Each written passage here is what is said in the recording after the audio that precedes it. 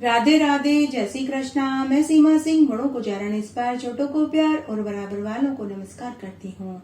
आज हम चातुर्मास के महात्म्य का 15वां अध्याय सुनेंगे। अब तक हमने 14 अध्याय सुने हैं। आशा करती हूँ आपको सभी अध्याय अच्छे लग रहे होंगे। अगर आपको यह अध्याय अच्छा लगे तो इसे ज्यादा से ज्यादा लाइक करें, अपने दोस्तों रिश्तेदारों में जरूर शेयर करें ताकि उन्हें भी चातुर्मास के महात्म्य को सुनने का संपूर्ण फल प्राप्त हो। आइए अब हम चातुर्मास का 15वां अध्याय सुनते हैं। पेजवन गालव ऋषि से कहने लगे कि हे मुनिवर, अभी आपने तुलसी लक्ष्मी के रूप में तथा पार्वती जी बेलपत्र के रूप में बताई, तो यह वृक्ष भाव में कैसे प्राप्त हुई, यह कथा आप विस्तार से सुनाइए। तब गालव ऋषि कहने लगे कि हे पेजवन, पहले एक समय देवता और असुरों का बड़ा घोर संग्राम हुआ था, जिसमें देवताओं की पराजय हुई और असुरों ने जय के गढ़ से गर्वित होकर उनको स्वर्ग से निकाल दिया। तब सभी देवता इकट्ठे होकर ब्रह्मा जी के पास गए। तब ब्रह्मा जी ने उनके दुख का कारण पूछा। सभी देवता कहने लगे कि हे पितामह, हमको दुष्ट राक्षसों ने हमें हमारे लोक से निकाल दिया है, इस कारण अब हम आपकी शरण में आए हैं। कृपया करके अब आप हमारी रक्षा कीजिए। तब सब लोगों के पितामह श्री ब्रह्मा जी कहने लगे कि सभी राक्षस वरदान पाकर बलवान हो गए हैं, तो यह कार्य मेरे वश में नहीं, परंतु मैं तुमको एक उपाय बताता हूँ, तुम ध्यान से सुनो। एक समय शिव के भक्तों तथा विष्णु के भक्तों में यह विवाद उत्पन्न हो गया कि किसका पूजन करना चाहिए, किसका नहीं। तब शिवजी महाराज ने अपने भक्तों के संदेह को दूर करने के लिए एक अत्यंत अद्भुत रूप धारण किया, जिसमें आधी दह शिव की और आधी दह विष्णु की थी। एक तरफ गरुड़ की सवारी थी तो दूसरी तरफ देव की सवारी थी। बाईं ओर श्याम रंग तो दाहिने ओर कपूर के समान श्वेत रंग था। तब शिवजी ने सभी भक्तों से कहा कि शिव और विष्णु दोनों एक ही रूप हैं, इसमें कोई भेद नहीं है। जो शिव की उपासना करता है उसको विष्णु की भी उपासना करनी चाहिए, और जो विष्णु की उपासना करता है उसे शिव जी की भी उपासना करनी चाहिए। इन दोनों में भेद नहीं समझना चाहिए। स्त्री और शूद्र को शालिग्राम भगवान की पूजा करने का अधिकार नहीं है। यदि वे शिव की पूजा करेंगे तो उन्हें विष्णु के पूजन का भी अधिकार मिल जाएगा। ऐसे सुनने पर शिव जी और विष्णु जी के भक्तों में सभी संदेह दूर हो गया। गालव ऋषि आगे बोले कि हे पेजवन, शूद्रों तथा स्त्रियों को शालिग्राम भगवान की पूजा करने का अधिकार नहीं है, तो शिवजी के पूजन का अधिकार है, तो ये दोनों एक ही है। देवताओं की स्तुति करने पर आकाशवाणी हुई कि हे देवताओं, तुम मंदराचल पर्वत पर चले जाओ, वहाँ पर तुमको दिव्य वृक्ष मिलेंगे। तुम चातुर्मास में उन दिव्य वृक्षों का पूजन करना, उससे तुम्हारे सभी दुख दूर हो जाएंगे। वहाँ पर तुमको पीपल का वृक्ष मिलेगा। तुम नित्य ही शनिवार के दिन पीपल के वृक्ष की पूजा करना और सुबह और शाम पीपल के वृक्ष में सरसों के तेल का दीपक जलाना। नित्य प्रति दूध में तिल मिलाकर के सींचना। पीपल के वृक्ष के दर्शन मात्र से ही मनुष्य के सभी पाप धुल जाते हैं। विशेषकर चातुर्मास में पीपल के पेड़ की पूजा करने, ध्यान करने से पाप, रोग, दुख दूर हो जाते हैं और मनुष्य सभी सुखों को प्राप्त करते हैं। विष्णु भगवान कहते हैं कि पीपल मेरा ही रूप है, पीपल की पूजा मेरी ही पूजा है। जो पीपल के नाम का कीर्तन करते हैं उनको यमलोक और उसके मार्ग का भय नहीं सताता। जो पीपल के वृक्ष पर रोली चंदन लगाते हैं उनके तीनों प्रकार के कायिक, वाचिक, मानसिक पाप दूर हो जाते हैं तथा बुरे सपने, दुष्ट चिंता, दुष्ट ज्वर दूर हो जाता है। हरि के प्रिय पीपल की जो चातुर्मास में पूजा करते हैं उनके सब पाप धुल जाते हैं और धर्मराज जी उनके साथ अच्छा बर्ताव करते हैं। पीपल के वृक्ष की कथा सुनने से जन्म से लेकर मरण पर्यंत तक जितने भी पाप हैं वे सभी पाप धुल जाते हैं। जो मनुष्य अपने जीवन काल में पीपल के वृक्ष को लगाता है उसके कई जन्मों के पाप धुल जाते हैं। यह सब वृक्षों को भी पवित्र करता है। जो मनुष्य को मुक्ति देने वाला, ब्रह्म हत्या आदि पापों का नाश करने वाला है।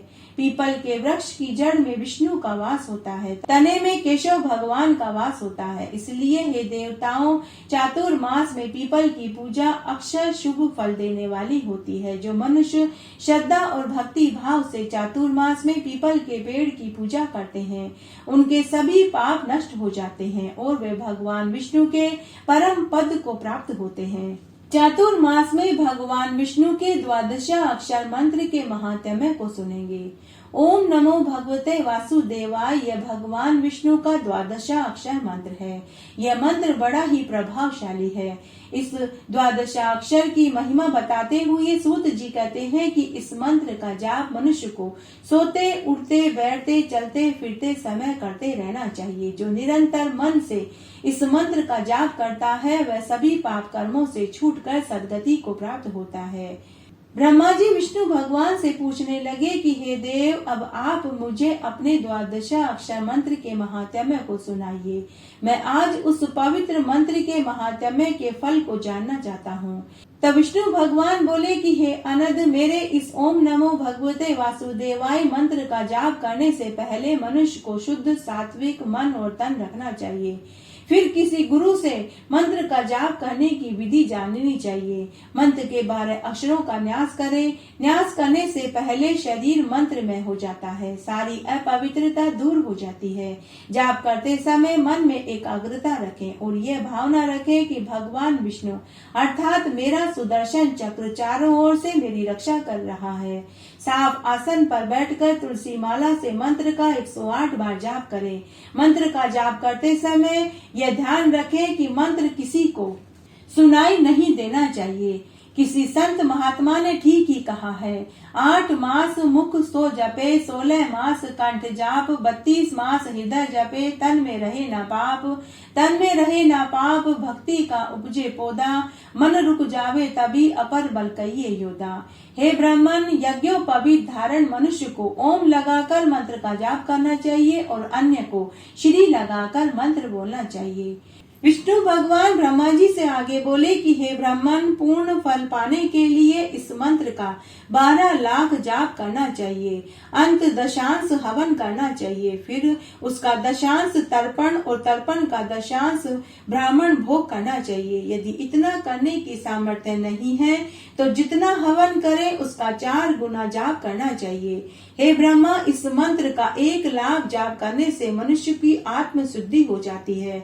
2 लाख जाप करने से मंत्र शुद्धि प्राप्त होती है। 3 लाख जाप करने से साधक को स्वर्ग की प्राप्ति होती है। 4 लाख का जाप करने से मेरी सामीप्यता प्राप्त होती है। 5 लाख जाप करने से निर्मलता प्राप्त होती है। 6 लाख जाप करने से भक्ति के प्रति आस्था दृढ़ होती है। 7 लाख जाप करने से साधक का सम्मान, वैभव, ऐश्वर्य बढ़ने लग जाता है। 8 लाख जाप करने से साधक निर्वाण पद को प्राप्त होता है। इस तरह मंत्र का जाप करने से साधक को सभी सिद्धियां सुलभ हो जाती है, उसकी सभी इच्छाएं पूर्ण हो जाती है। उसको फिर किसी चीज को पाने की लालसा नहीं रहती। एकम भाव से इस मंत्र का जाप करने से दिव्य दर्शन सुलभ हो जाता है। निष्काम भाव से जाप करने से मोक्ष की प्राप्ति सुलभ हो जाती है और 12 लाख बार जाप करने से साधक को साक्षात विष्णु भगवान के दर्शन हो जाते हैं। इस संबंध में एक पौराणिक कथा इस प्रकार है। एक बार एक ब्राह्मण को कठोर तप करने के बाद एक पुत्र पैदा हुआ। उसने अपने पुत्र का नाम ऐत्रेय रखा। उपनयन संस्कार के बाद पिता जब भी अपने पुत्र को पढ़ाने लगते तो वह कुछ भी बोल नहीं पाता था। उस बालक की जीभ ही नहीं हिलती थी। ओम नमो भगवते वासुदेवाय केवल इस मंत्र को ही वह बोल पाता था। निराश होकर उस ब्राह्मण ने संतान के लिए दूसरा विवाह किया। दूसरी पत्नी से ब्राह्मण को 4 पुत्र पैदा हुए। उसके ये चारों पुत्र वेदों के पारगामी निकले। उन्होंने धन कमाकर घर को धन धान्य से भर दिया। इसलिए ब्राह्मण अब अपनी दूसरी पत्नी और चारों बेटों के साथ ही रहने लगा। लेकिन ऐत्रेय की माता हमेशा दुखी रहती थी। एक दिन दुखी होकर ऐत्रेय की माता ने अपने पुत्र से कहा कि हे पुत्र, देखो हे पुत्र, देखो तुम्हारे दूसरे चारों भाइयों ने कितना सारा धन कमाया है, वे सब बहुत सुखी हैं। मैं बड़ी ही अभागिन हूँ जो मुझे तुम जैसा मंदबुद्धि पुत्र पैदा हुआ। उन सबको देखकर मेरा तो मर जाना ही उचित है। तब ऐतरेय ने अपनी माँ को ढांढस बंधाया और हाथ और आंखों के इशारों से कहा कि माँ, आज मैं आपके लिए बहुत सा धन कमा कर लाऊंगा। ऐसा कहकर ऐतरेय घर छोड़कर चला गया और एक आश्रम में गया जहाँ यज्ञ हो रहा था। उसके वहां पहुंचते ही वहां यज्ञ करने वाले मंत्र भूल गए। वे सभी लोग आश्चर्य में पड़ गए, एकाएक ये क्या हुआ। तभी वहां यज्ञ में बैठकर ऐतरेय ने ओम नमो भगवते वासुदेवाय मंत्र का जाप करने लगा।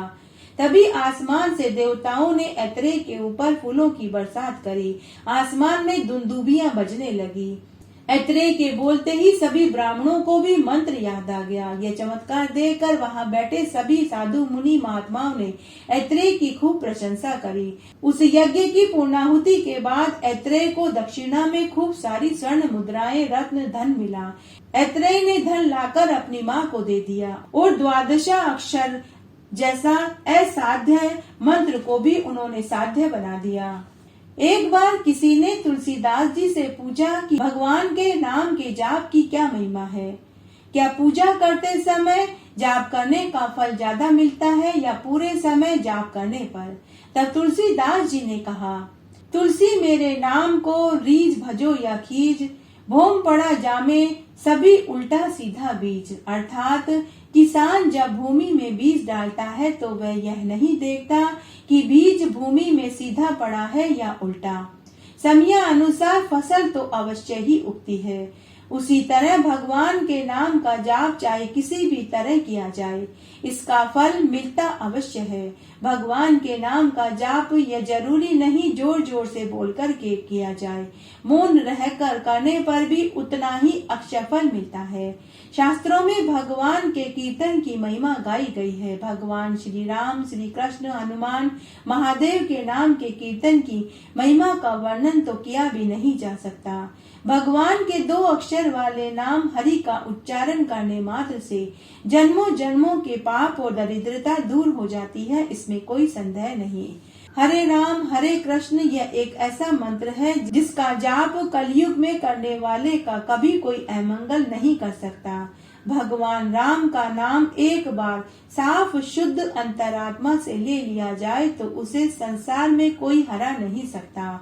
भगवान शिव ने एक बार कहा था कि भगवान राम के नाम के फल का क्या कहना, जितना फल 1008 विष्णु सहस्त्र का नाम का जाप करने से मिलता है, उससे भी कई गुना फल एक बार जय श्री राम बोलने से ही मिल जाता है। जिस प्रकार बल्ब जलाने पर अंधकार भाग जाता है, हवा चलने पर बादल छट जाते हैं, वैसे ही 16 बार राम राम जपने से सभी कष्ट, दुख, पीड़ा दूर हो जाती है। जब अविनाशी शंकर भगवान राम नाम के जाप को निरंतर करते रहते हैं तो फिर हम काल के ग्रास में समाये हुए के लिए राम नाम का जाप करना अत्यंत जरूरी है। जन्म मृत्यु सब निश्चित है। जिसने जन्म लिया है मृत्यु अवश्य होगी। यह चक्र चलता रहता है। गोस्वामी तुलसीदास जी ने स्वयं श्री रामचरित मानस में लिखा है, कहो कहाँ लगी नाम बढ़ाई, राम न एक ही राम गुण गाई। अर्थात राम की महिमा इतनी अनंत है कि स्वयं राम भी राम नाम की महिमा के फल को बताने में असमर्थ है।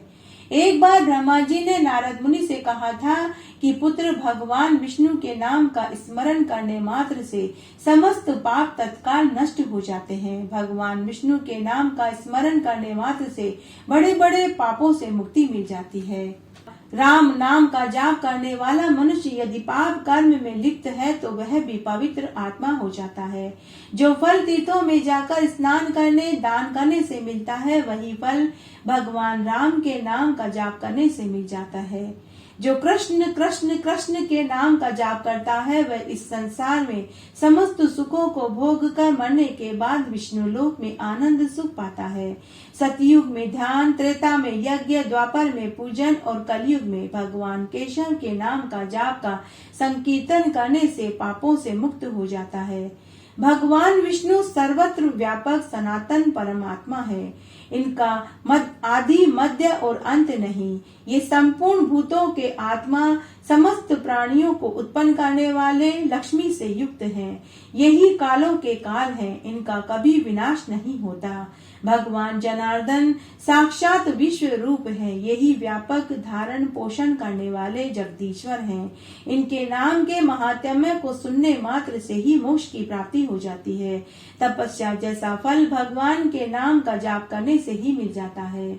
जो मनुष्य चातुर्मास में नियम पूर्वक ब्रह्मचर्य का पालन करते हुए एक समय शाकाहारी भोजन करते हैं, वे धनवान कुल में जन्म लेकर कुटुंब का सुख भोगते हैं। पद्म पुराण के अनुसार भगवान विष्णु अन्य मासों में जप तप स्नान दान से इतने प्रसन्न नहीं होते जितने कि चातुर्मास में 3 दिन पवित्र नदियों में स्नान करने से ही खुश हो जाते हैं। इस तरह आज हमने चातुर्मास का 15वां अध्याय सुना। आशा करती हूँ यह आपको जरूर पसंद आएगा।